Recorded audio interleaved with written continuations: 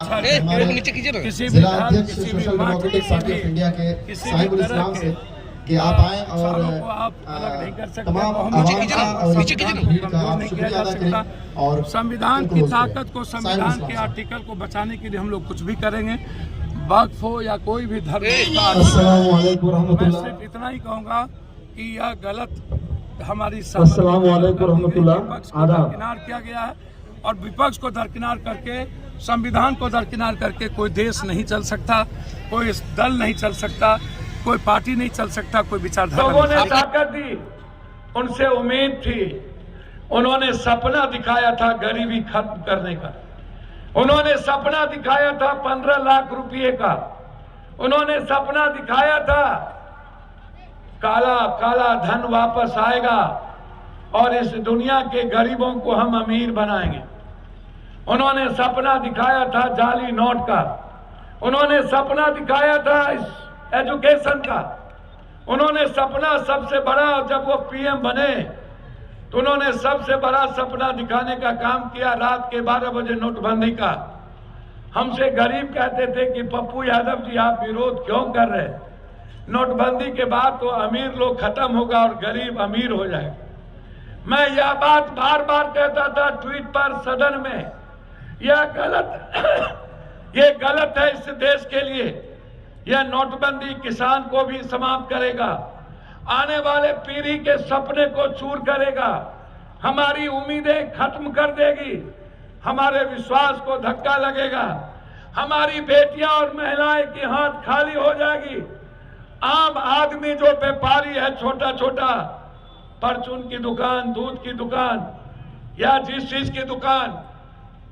दवाई की दुकान, सब्जी की दुकान, फल की दुकान, उसकी जिंदगी तबाह हो जाएगी।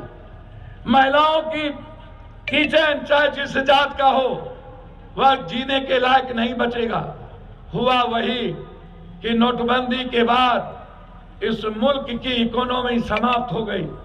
नोटबंदी के बाद लगभग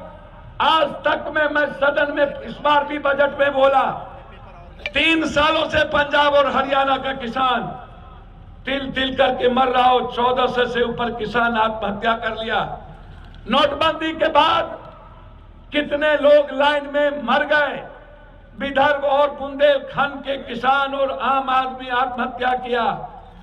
जिसकी संख्या लगभग 3300 से ज्यादा।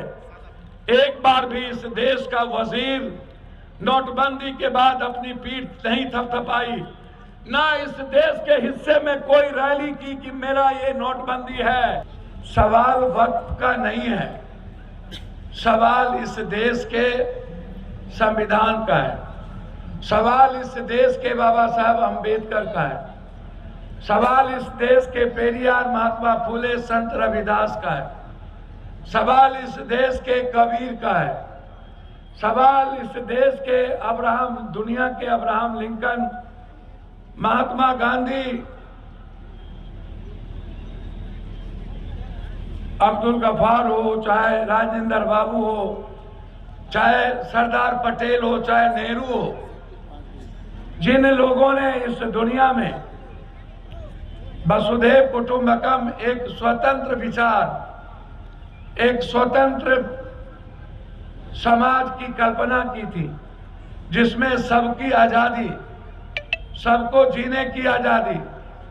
सबको मुस्कुराने की आजादी, सबको आर्थिक आजादी, सबके अपने अपने विचारों के साथ चलने की आजादी। यह हमारा संविधान ही नहीं, हमारा गीता, हमारा कुरान, हमारा रामायण, हमारी बाइबिल, हमारा ग्रंथ, ये जो दुनिया में हमारे राम, रहीम, नानक, बुद्ध, कबीर, वाल्मीकि, संत रविदास, मोहम्मद साहब, हजरत, जो लोग आए, दुनिया में कल्याण की बात किया, दुनिया में खुशियों की बात किया। कोई भी धर्म आए तो उन्होंने शोषण के खिलाफ काम किया, उन्होंने गलत नीतियों के, गलत विचारधारा के खिलाफ, आडंबर, अंधविश्वास, कर्मकांड, ऐसा विचार जो समाज को कमजोर करता हो, जो किसी विचार को कमजोर करता हो, जो किसी इंसानियत में फर्क करता हो, जो किसी समाज को, क्षेत्र को, भाषा को तोड़ता हो, तब तब समाज में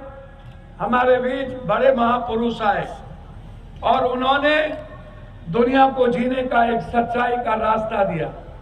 और वही है हमारा संविधान। एक सच, एक ऐसा सच जिन्होंने मिनिमम रिक्वायरमेंट, फंडामेंटल राइट, हर व्यक्ति की